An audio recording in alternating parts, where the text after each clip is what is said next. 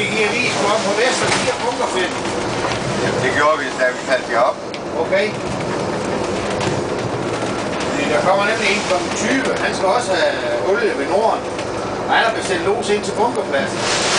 Nå. Så det er der jo ingen idé i. Han skal stoppe om på Nord eller om på Vest og sige også. Det må Sportsbjerg jo tage hånd om og ringe til. Der er jo 24 timers vagt på Sten og Øjle. Og så må de jo fortælle Skive, at der er en ny bunkerposition.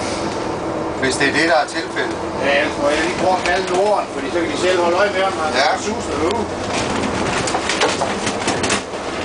Kalder ham ind. Ja, det kan jeg lige prøve at spørge ham. Ja, det bliver 16.